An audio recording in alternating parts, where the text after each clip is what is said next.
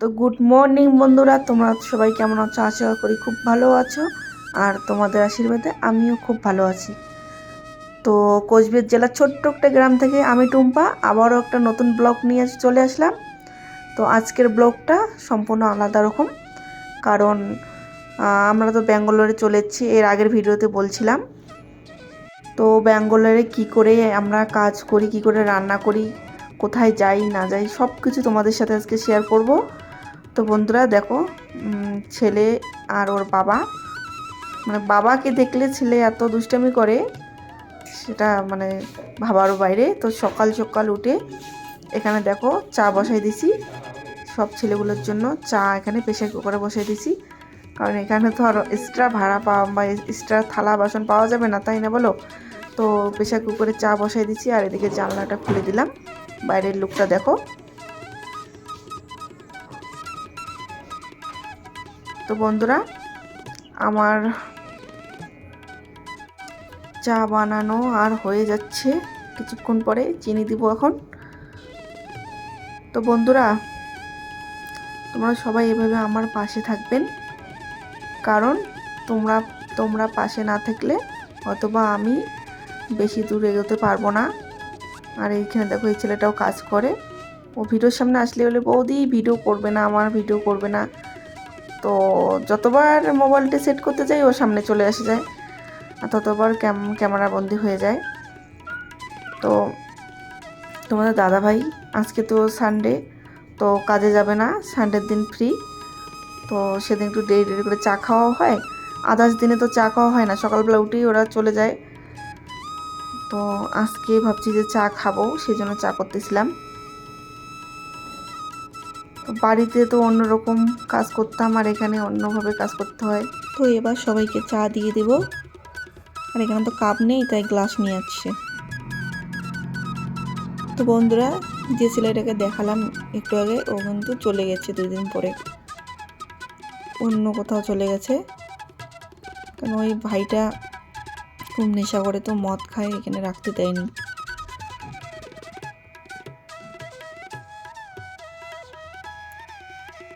তো সবাই লেবু চা খাবে, আমি আবার লেবু চা খাই না।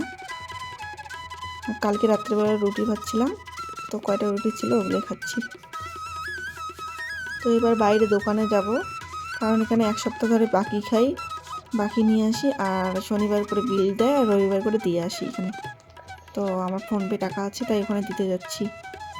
দেখো তোমার দাদাভাই আগে আগে যাচ্ছে আর আমি পিছন পিছন। তো আমাদের এই যে ফ্যাক্টরির বাইরে, এই যে ফ্যাক্টরিটা, তার ভিতরে আমরা ওইদিকে দোতলায় থাকি। আর এই যে বাইরের লোকটা দেখো। তো বন্ধুরা, তোমাদের দাদাভাই কান্না দেখো, জামা একটা নিয়ে আসলো। এই দেখো দেশি মাংস নিয়ে আসছে, আর এখন তো মশলাগুলো করে রাখছি, আর শশা নিয়ে এসে কেটে খাচ্ছে। আর এদিকে দেখো কাঁচা সবজি কি নিয়ে আসলে, মরিচ,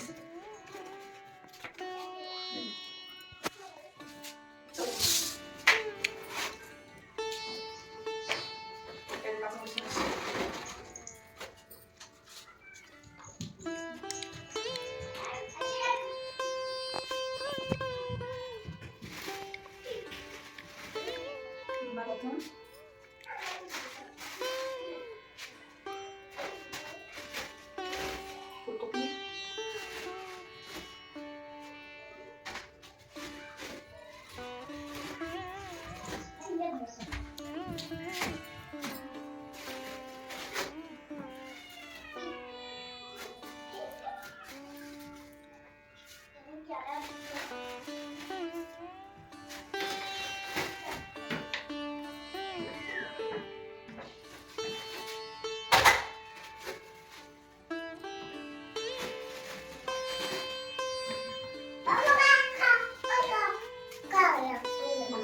তো বন্ধুরা, সব জিনিস একদম সাজিয়ে রাখলাম বাড়ির মতো করে, কারণ এলোমেলো জিনিস আমার ভালো লাগে না। আর এখন রসুন পেঁয়াজগুলো একদম চলে নেব মাংসের জন্য। বুঝতেই পারছো এখানে একজনের তো রান্না না, একদম 2-3 কেজি মাংস রান্না করতে হয়। তো তার পেঁয়াজ টেজলে কিনে নিচ্ছি। তো এবারে যে মাংসটা ধুয়ে টুয়ে আনলাম, পেঁয়াজ টেজ সব কিছু ছোলা শেষ, একদম মশলা একদম রেডি। এবার মাংসটা আমি বসাবো কড়াইয়ে। তো বন্ধুরা মাংসটা চড়াচ্ছে। আর একটা কথা কি বলো তো, আমাদের বাড়ির এদিকে মশলাগুলো অন্যরকম স্বাদ, মানে খেতে খুব সুন্দর লাগে। আর এদিকের মশলা যতই দাও বেশি করে, রান্না একদম টেস্টি হয় না, আমার ভালো লাগে না। হয়তো এদিকের মানুষজনকে ভালো লাগে, ওরা ছোটোবেলা থেকে খায়। হ্যাঁ, আমাদের ছোটোবেলা থেকে তো অন্য মশলা খাওয়া অভ্যাস, তাই না? এগুলো মশলা খেতে আমার খুব অসুবিধা হয়। তো গ্যাসের মানে এত মানে আগুনটা কম বেরোয় যে রান্না করতে অনেক টাইম লাগে। একে তো অনেক লোকে রান্না করতে হয়, আবার একদম অনেক দেরিতে কড়াই গরম হয়, মানে কি বলবো, আর খুব অসুবিধা হয় আমার। কারণ বাড়িতে আমার যে গ্যাস ছিল, ছোটো হলেও গ্যাসটা দিয়ে অনেক আলো বেরোতো, সেটা দিয়ে আমার তাড়াতাড়ি রান্না হতো। তো দেখো এদিকে এরকম করে রান্না করে, মানে পেঁয়াজ দেওয়ার পর সব মশলা দিতে হয়, তাহলে একটু টেস্টি হয়। জিরে গুঁড়া দিয়ে দিচ্ছি আমি। তো বন্ধুরা কি বলবো আর, মানে শাশুড়ি মা আমাকে ফোন করেছিল। তো এবার আমার ছেলের সাথে মানে ওর ঠাকুমা কথা বলতে চায়। তো যতই বাড়িতে যতই ক্যাসাল হোক, ঝগড়া হোক, যাই হোক না কেন, যতই হোক সে তো আমার শাশুড়ি, তাই না? ফোন করেছে, এবার ফেলে দিতে পারি না। তো তখন ছেলের সাথে কথা বলতে চাইছি, ছেলে কথা বলবে না। পরে আমাকে বলে মা ঠাকুমার সাথে কথা বলবো। তো এবার আমার শ্বশুরমশাই ফোনটা, আমি ফোন করেছি, শ্বশুরমশাই ফোনটা রিসিভ করেছে।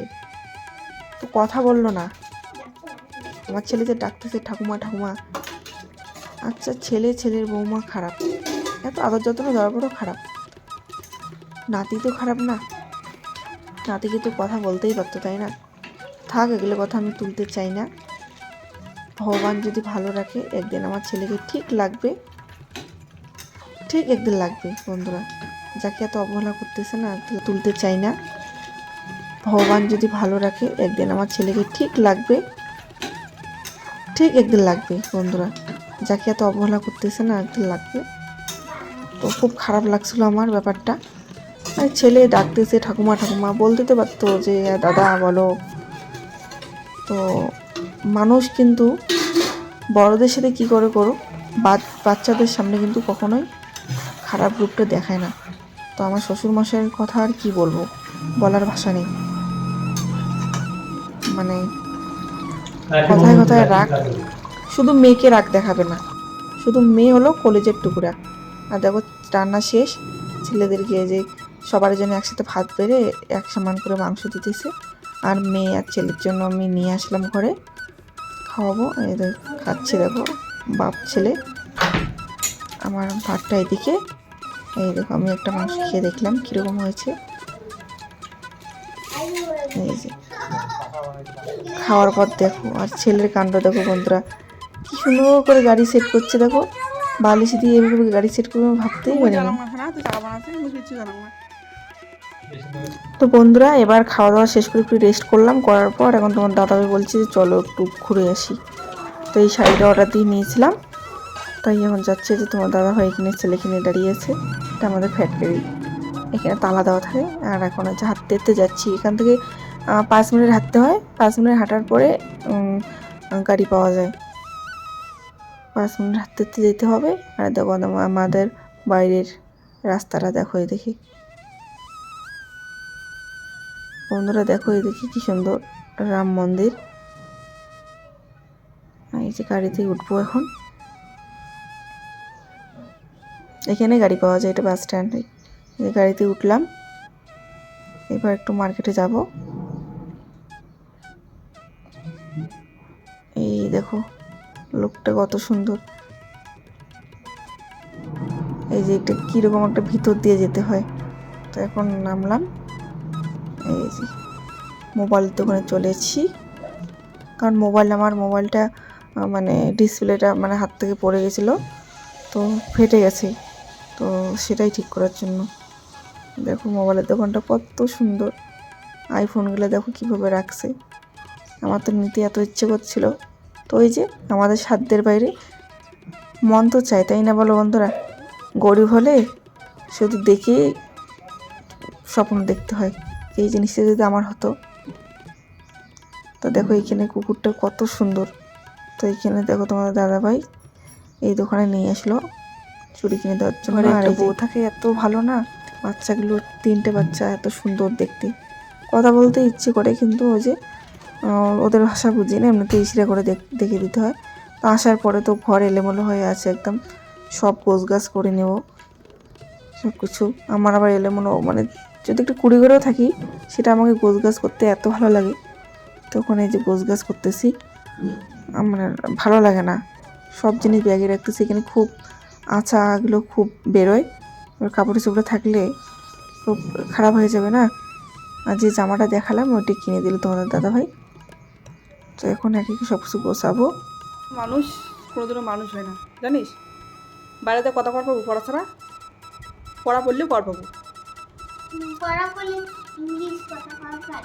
সব কর পাবো, ইংলিশ বাংলা সব কর পাবো। পড়া না পড়লে না হারিয়ে যাবো বাইরে যায়, না পাবো শোনা। পড়াশুনো করা খায়, তুতুল দিদি পড়া পড়ে, তানভি পড়া পড়ে, তুই কে পড়বো না শোনা? পড়া পড়া পড়ো। কি না কর?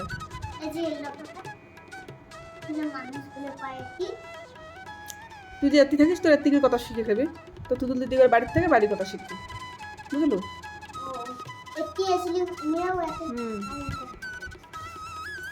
তো বন্ধুরা রাত্রিবেলা ভিডিও ভালো দিতে পারছি না রান্না করা। তো দেখো তোমাদের দাদা ওই সবজি কেটে নিচ্ছে, আমি ভাতটা বসিয়ে দিচ্ছি। মানে লাইটে এমন কাঁপাকাঁপি করে। তো আমাদের রান্না হয়ে গেল, এই তো খেতে আসলাম। তো বন্ধুরা আজকের ভিডিও আর বড় করলাম না, অনেকটা বড় হয়ে গেল। তোমাদের যদি ছোট বোন গরিব বোনটাকে যদি ভালো লাগে লাইক শেয়ার কমেন্ট সাবস্ক্রাইব করতে একদম ভুলবে না। Good night.